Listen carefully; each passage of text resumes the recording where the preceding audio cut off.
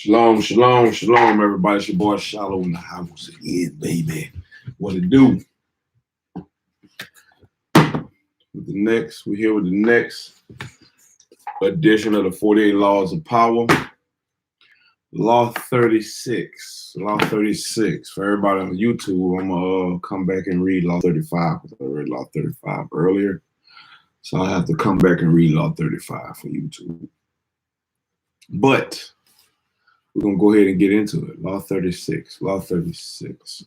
The 48 Laws of Power by Robert Greene, a Joyce Elfer's book. 48 Laws of Power. Let's get it. Law 36. Disdain things you cannot have. Ignoring them is the best revenge. Judgment. By acknowledging a petty problem, you give it existence and credibility.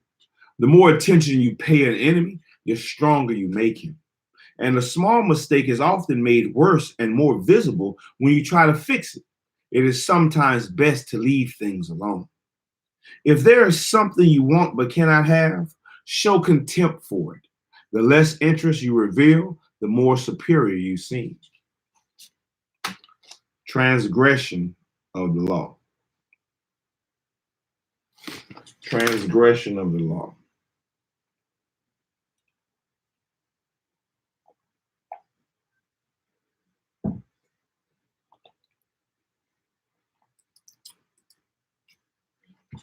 He became a kind of folk hero, robbing trains and giving the money to the poor, leading daring raids and charming the ladies with romantic escapades. His exploits fascinated Americans. He seemed a man from another era, part Robin Hood, part Don Juan.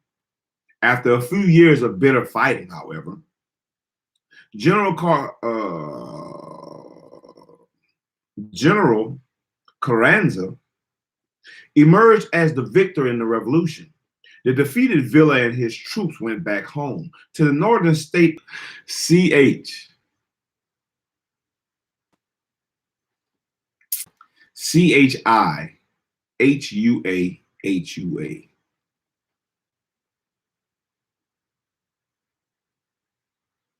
Shaihuhu.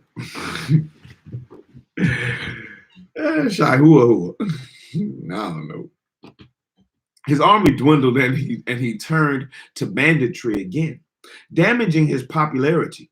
Finally, perhaps out of desperation, he began to rail against the United States, the gringos who he blamed for his troubles. In March of 1916, Pancho Villa raided Columbus, New Mexico. Rampaging through the town, he and his gang killed 17 American soldiers and civilians. President Woodrow Wilson, like many Americans, had admired Villa. Now, however, the bandit needed to be punished. Wilson's adversaries urged him to send troops into Mexico to capture Villa. For a power as large as the United States, they argued not to strike back at the army that had invaded its territory would send the worst kind of signal. Furthermore, they continued, many Americans saw Wilson as a pacifist, a principle the public doubted as a response to violence. He needed to prove his mettle and manliness by ordering the use of force. The pressure on Wilson was strong, and before the month was out, with the approval of the Carranza government, he sent an army of 10,000 soldiers to capture Pancho Villa. The venture was called the Punitive Expedition. The Punitive Expedition. And its leader was the dashing General John J. Pershing, who had defeated guerrillas in the Philippines and Native Americans in the American Southwest. Certainly, Pershing could find and overpower Pancho Villa. My bad, let me get my stuff.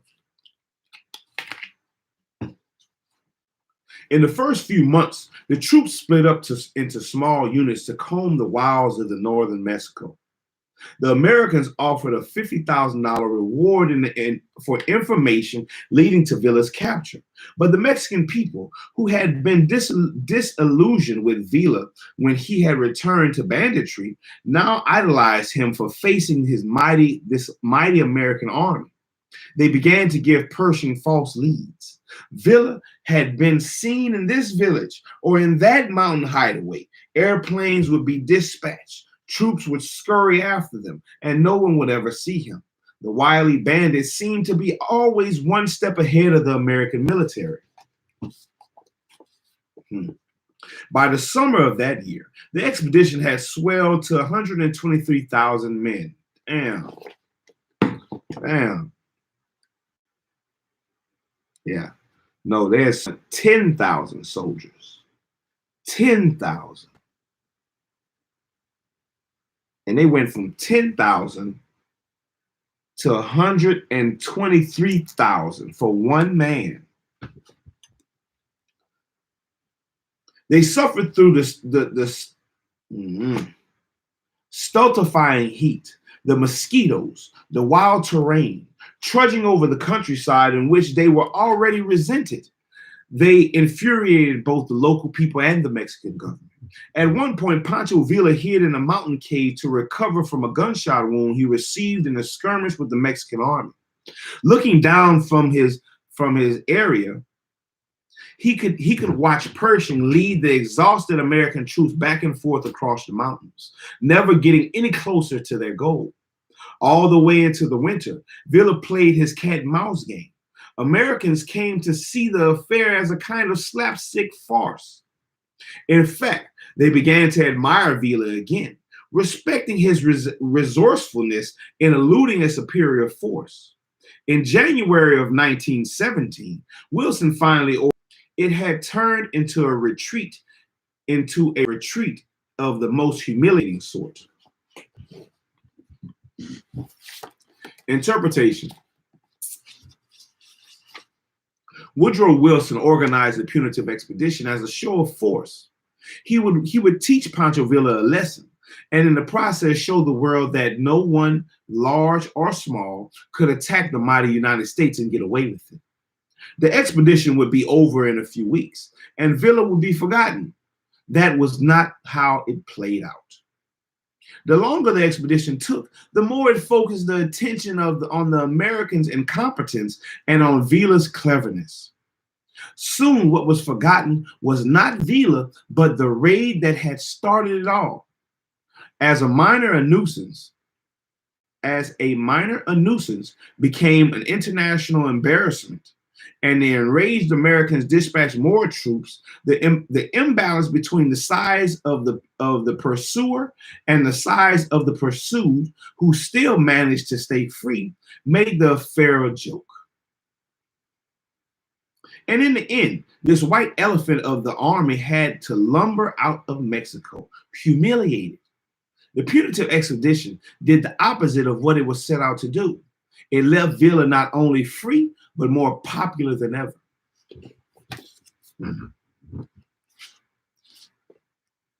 With what could Wilson have done differently? He could have pressured the Carranza government to catch Villa for him.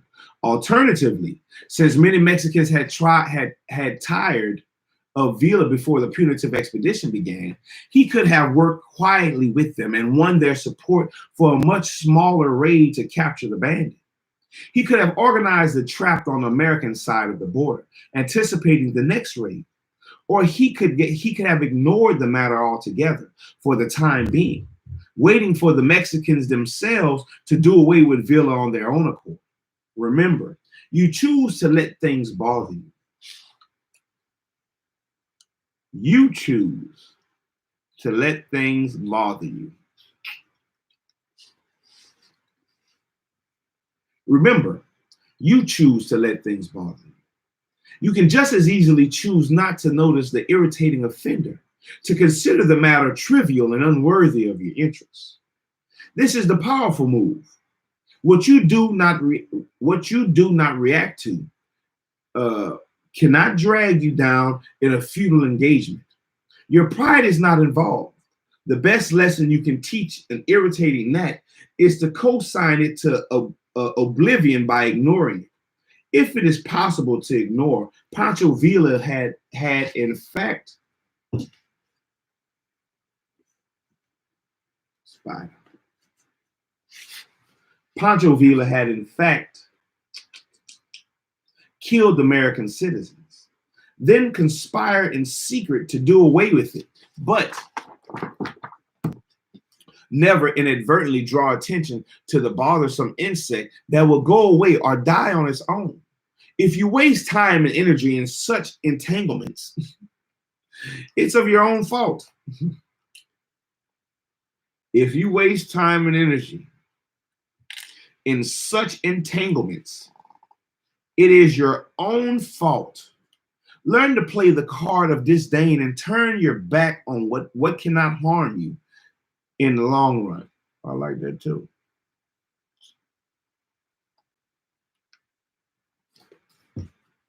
Just think, it cost your government $130 million to try to get me.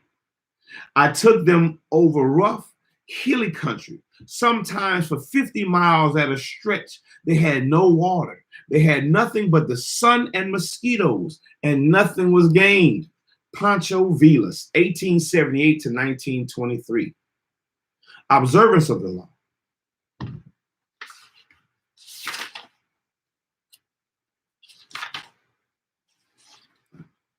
Observance of the law.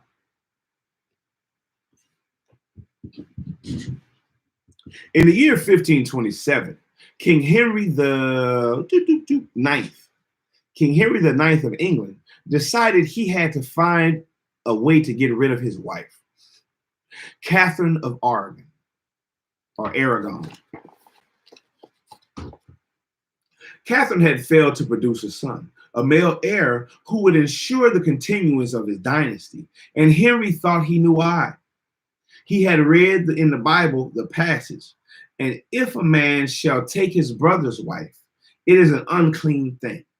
He had uncovered his brother's nakedness. They shall be childless. Before marrying Henry, Catherine had married his older brother, Arthur, but Arthur had died 5 months later. Henry had waited an appropriate time, then he married his brother's widow.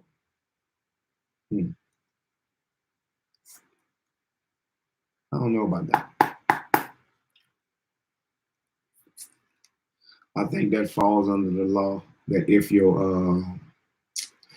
your brother doesn't have an heir, then you would take his wife and give him a son to raise in his name.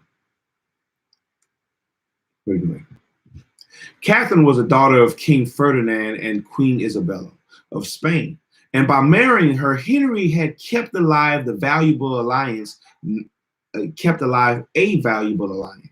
Now, however, Catherine had to assure him that her brief marriage with Arthur had never been consummated.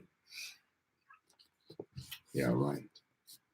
Otherwise, Henry would view their relationship as incestuous, and their marriage is null and void.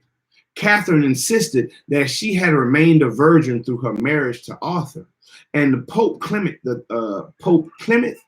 the Seventh supported her by giving his blessing to the union, which he could not have done had he considered it incestuous. Yet after years of marriage to Henry, Catherine had failed to produce a son, and in the early 1520s, she had entered menopause. To the king, this could only mean one thing. She had lied about her virginity. Their union was incestuous, and God had punished them. There was another reason why Henry wanted to get rid of Catherine. He had fallen in love with a younger woman, Anne Boleyn. Not only was he in love with her, but if he married her, he could still hope to sire a legitimate son. The marriage to Catherine had to be annulled. For this, however, Henry had to apply to the Vatican, but Pope Clement would never annul the marriage. By the summer of 1527, rumors spread throughout Europe that Henry was about to attempt the impossible. to annul his marriage against Clement's wishes. Catherine would never abdicate, let alone voluntarily enter a nunnery, as Henry had urged her. But Henry had his own strategy. He stopped sleeping in the same bed with Catherine, since he considered her his sister-in-law, not his lawful wife. He insisted on calling her Princess Dowager of Wales, her title as Arthur's widow. Finally, in 1531, he banished her from the court and shipped her off to a distant castle. The Pope ordered him to return her to court on pain of excommunication, the most severe penalty of a Catholic could suffer. Henry not only ignored this threat, he insisted that his marriage to Catherine had been dissolved, and in 1533 he married Anne Boleyn. Clement refused to recognize the marriage, but Henry did not care. He no longer recognized the Pope's authority. He no longer recognized the Pope's authority. Get back. And he proceeded to break with the Roman Catholic Church, establishing the Church of England in its stead, with the king as the head of the new church. And so, not surprisingly, the newly formed Church of England proclaimed Anne Boleyn England's rightful queen. The Pope tried every threat in the book, but nothing worked. Henry simply ignored him. Clement fumed. No one had ever treated him so contemptuously. Henry had humiliated him, and he had no power of recourse. Even excommunication, which he constantly threatened but never carried out, would no longer matter. Catherine, too, felt the devastating sting of Henry's disdain. She tried to fight back, but in appealing to Henry, her words fell on deaf ears, and soon they fell on no one's. Isolated from the court, ignored by the king, mad with anger and frustration, Catherine slowly deteriorated and finally died in January of 1536 from a cancerous tumor of the heart. Interpretation. When you pay attention to a person, the two of you become partners of sorts, each moving in step to the actions and reactions of the other. In the process, you lose your initiative. It is the dynamic of all interactions. By acknowledging other people, even if only to fight with them, you open yourself up to their influence. Had Henry locked horns with Catherine, he would have found himself mired in endless arguments that would have weakened his resolve and inevitably worn him down. I like that. I like that. I like that. I'm going to go back to the top. When you pay attention to a person, the two of you become partners of sorts, each moving in step to the actions and reactions of the other. In the process, you lose your initiative. It is a dynamic of all interactions. By acknowledging other people, even if only to fight with them, you open yourself up to their influences. Had Henry locked horns with Catherine, he would have found himself mired in endless arguments that would have weakened his resolve and eventually worn him down. Catherine was a strong, stubborn woman. I bet. Had he set out to convince Clement to change his verdict on the marriage's validity, or tried to compromise and negotiate with him, he would have gotten bogged down in Clement's favorite tactic, playing for time, promising flexibility, but actually getting what popes always got, their way. Henry would have none of this. He played a devastating power game, total disdain. By ignoring people, you cancel them out. This unsettles and infuriates them. But since they have no dealings with you, there's nothing they can do.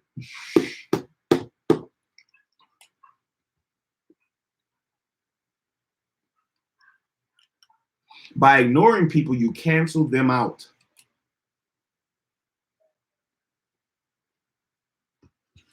By ignoring people, you cancel them out. This unsettles and infuriates them. But since they have no dealings with you, there's nothing they can do. This is the offensive aspect of the law. Playing the card of contempt is immensely powerful, for it lets you determine the conditions of the conflict. The war is waged on your terms. This is the ultimate power pose. You are the king, and you ignore what offends you. You are the king, and you ignore what offends you. Watch how the tactic infuriates people. Half of what they do is to get your attention, and when you withhold it from them, they flounder in frustration. Man, kick him. He'll forgive you. Flatter him. He may or may not see through you, but ignore him and he will hate you. Idris Shah, Caravan of Dreams, 1968. Not Idris. Idris Shah. Idris Shah. Keys to power. Desire often creates paradoxical effects. The more you want something, the more you chase after it, the more it eludes you. The more interest you show, the more you repel the objects of your desire. The more interest you show, the more you repel the object of your desire. This is because your interest is too strong. It makes people awkward, even fearful. Uncontrollable desires makes you seem weak, unworthy, and pathetic. You need to turn your back on what you want. You need to turn your back on what you want.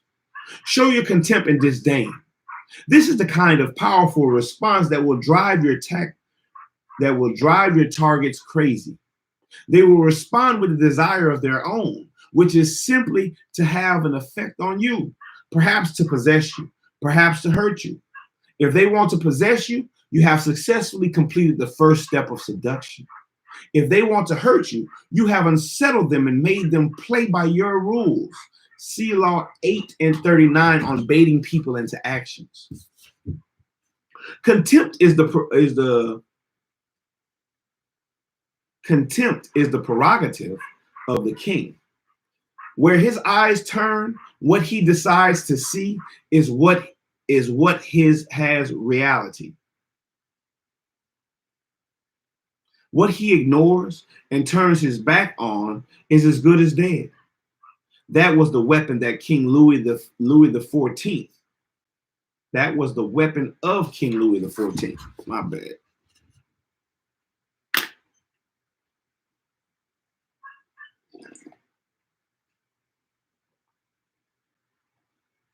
If he did not like you, he acted as if you were not there, maintaining his superiority by cutting off the dynamic of interaction. This is the power you have when you play the card of contempt, periodically showing people that you can do without them.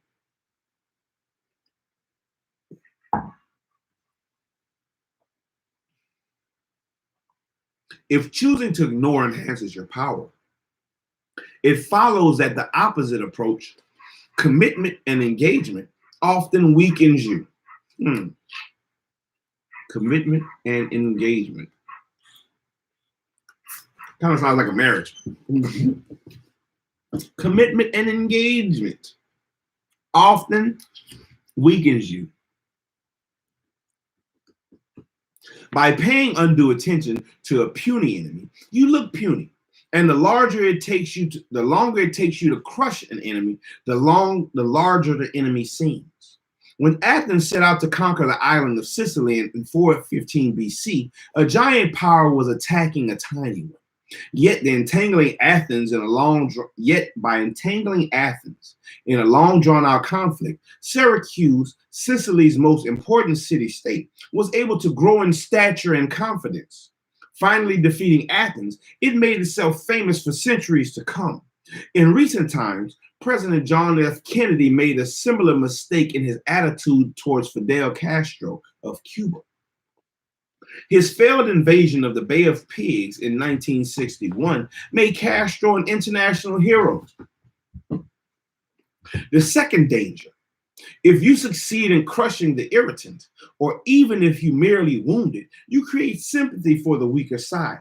Critics of Franklin D. Roosevelt complained bitterly about the money his administration spent on government projects, but their attacks had no resonance with the public, who saw the president as working to end the Great Depression. His opponents thought they had an example. His opponents thought that they had an example that would show just how wasteful he had become. His dog, Fila, which had lavished his favors and attention. Critics railed at his insensitivity, spending taxpayers' money on a dog while so many Americans were still in poverty. But Roosevelt had a response. How dare his critic attack a helpless little dog? His speech in defense of Fila was one of the most popular he ever gave. In this case, the weak party involved was the president's dog, and the attack backfired. In the long run, it only made the president more sympathetic, since many people will naturally side with the underdog, just as the American public came to sympathize with the wily but outnumbered Pancho Villa. It is tempting to want to fix our mistakes, but the harder we try, the worse we often make them. It is sometimes more public to lead, it is often more politic. Let's see. Politic. Politic. Politic.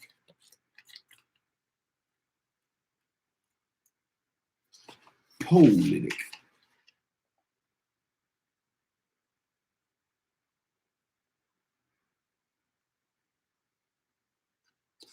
Politic.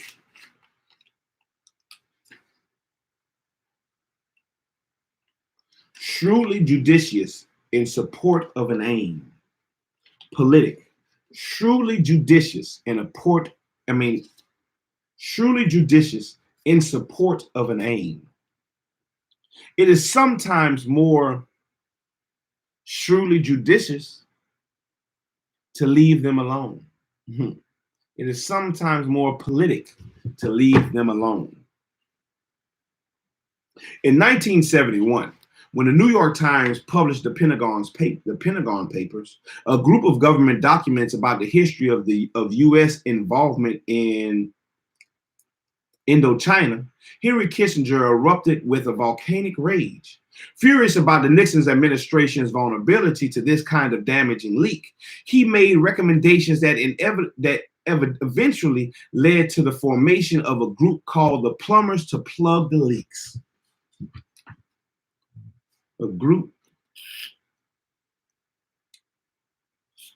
He made recommendations that eventually led to the formation of a group called the Plumbers. Where have I heard that before? The Plumbers.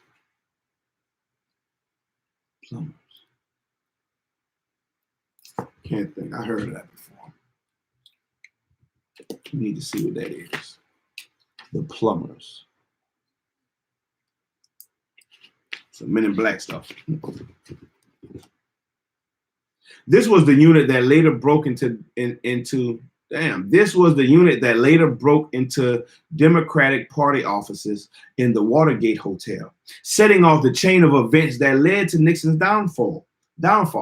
In reality, the publication of the Pentagon Papers was not a serious threat to the administration, but Kissinger's reaction made it a big deal.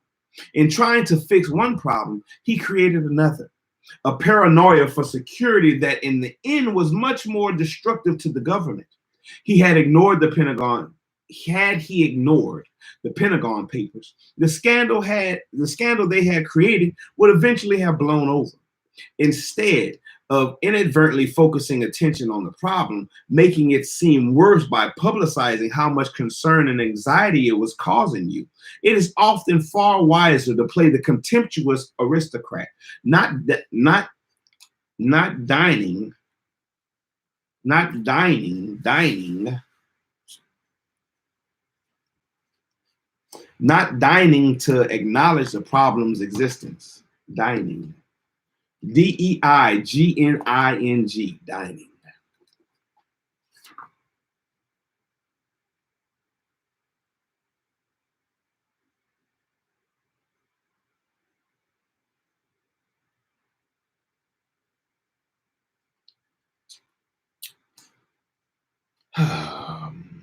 It's not in here.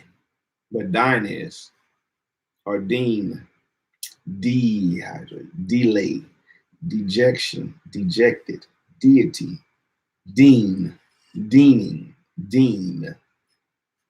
To condescend. I'll just mark it.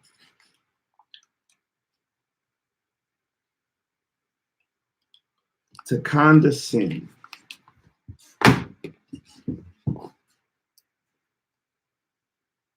There are several ways to execute this strategy. First, there is the sour grape approach. If there is something you want, but that you realize you can't have, the worst thing you can do is to draw attention to your disappointment by complaining about it. An infinitely more powerful tactic is to act as if it never really interested you in the first place. When the writer George Sand's supporters nominated her to be the first female member of the Academia Francaise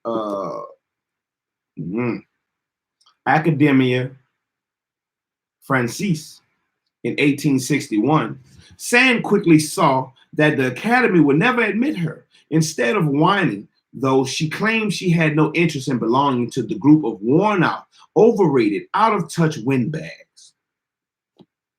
Her disdain was the perfect response. Had she shown her anger at her exclusion, she would have revealed how much it meant to her. Instead, she branded the Academy a club of old men. And why should she be angry or disappointed at not having to spend her time with them? Whew. Crying sour grapes is sometimes seen as a reflection of the weak. It is actually the tactic of the powerful.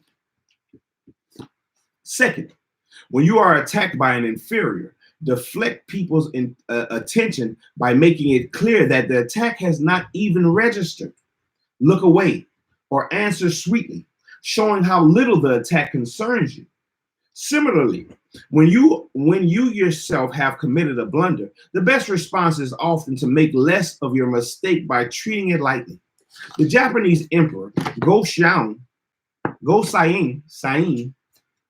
a great discipline, a great disciple of the tea ceremony, owned a priceless antique tea bowl that all the courtiers envied. The courtiers envied. One day, a guest.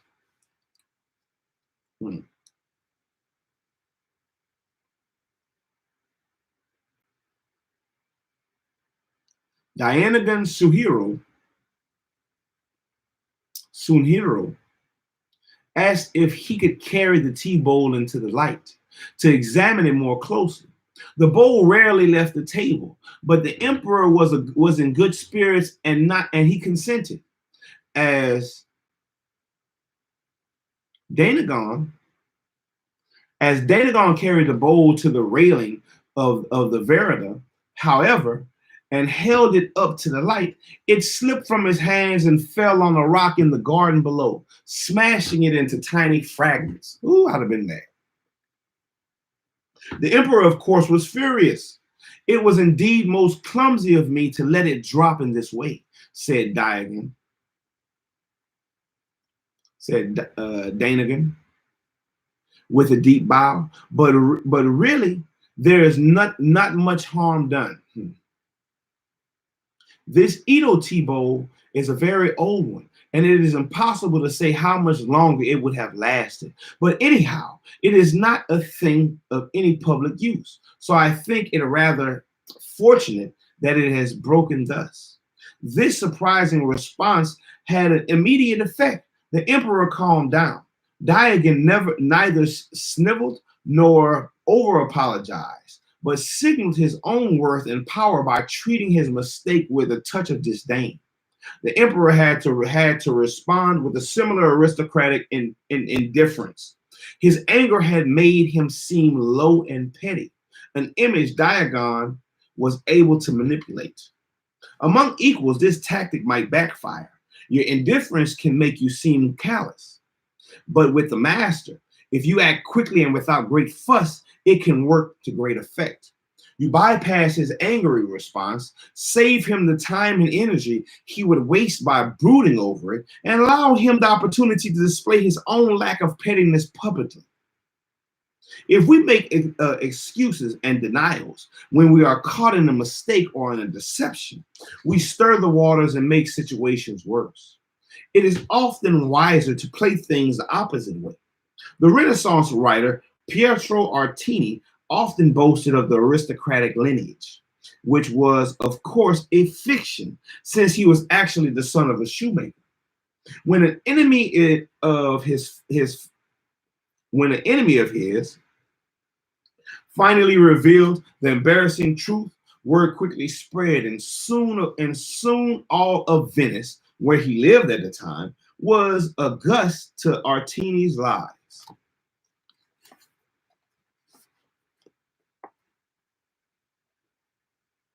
Had he tried to defend himself, he would have only dragged himself down.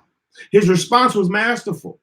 He announced that he was indeed the son of a shoemaker, but this only proved his greatness, since he had risen from the lowest stratum of society to the very pinnacle. From then on, he never mentioned his previous lie, trumpeting instead his new position in a matter of his ancestry. Remember, the powerful responses to niggling. Let's see what that means. Niggling. The powerful responses to niggling sound like nigger. Niggling. Excuse me.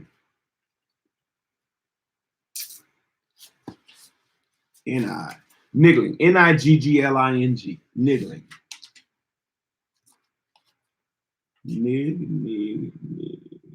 Niggling. Niggardly.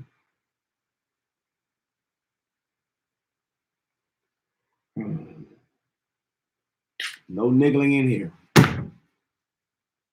Remember, the powerful responses to niggling, petty annoyances, and irritations are contempt and disdain. Never show that something has affected you or that you are offended. That only shows you have acknowledged a problem. Contempt is a dish that is best served cold and without affection. Image, the tiny wound. Image, the tiny wound.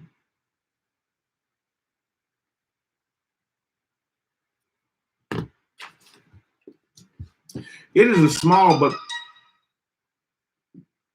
small but painful. It is small but painful and irritating.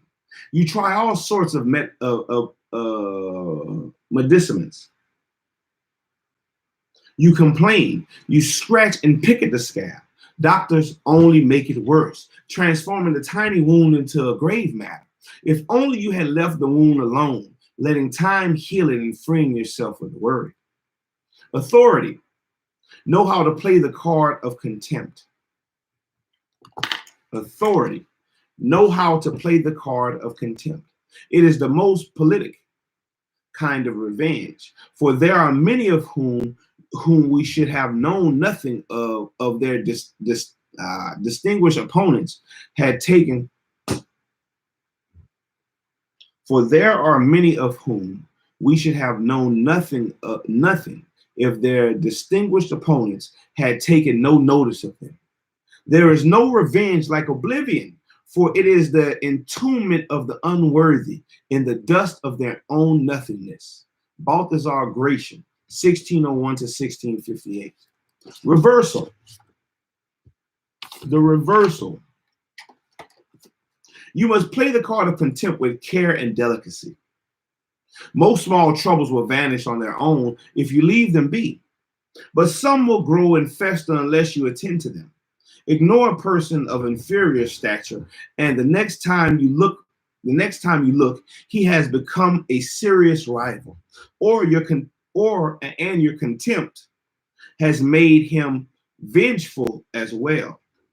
The great princes of Renaissance Italy chose to ignore Caesar Borgia at the outset of his career as a young general in the army of his father, Pope Alexander IV.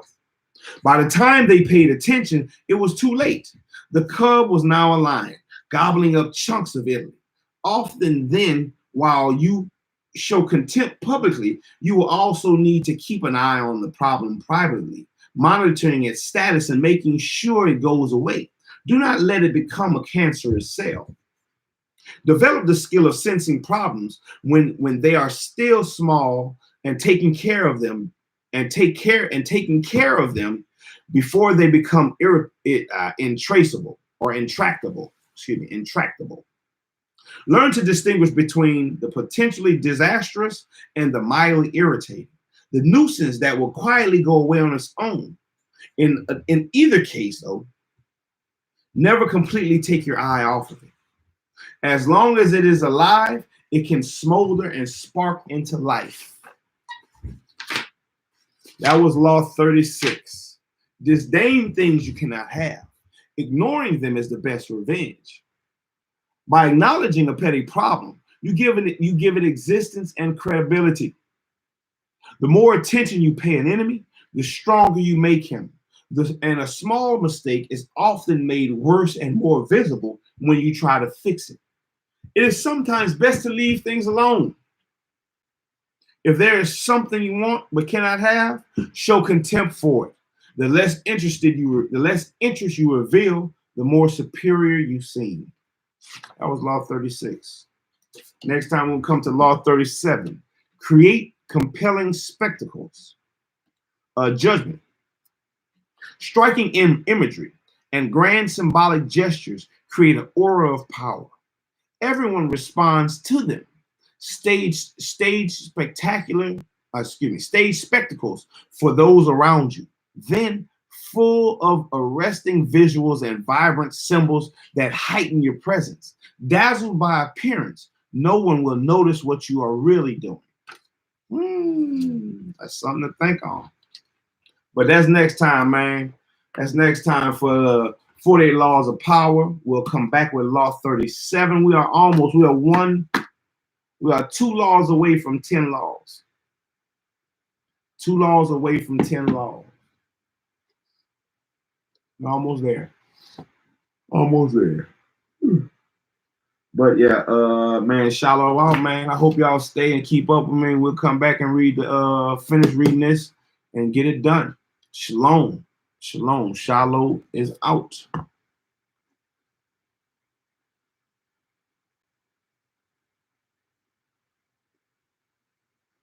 Hey, my bad, Raja Ra.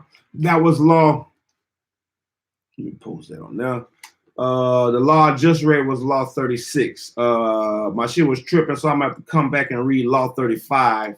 I read it on my Facebook, but I'll come back and read it on Facebook. Put it on YouTube, so I can have it on a channel because I miss law 36 for that. But yeah, we'll come back next time. I'll try to find another time.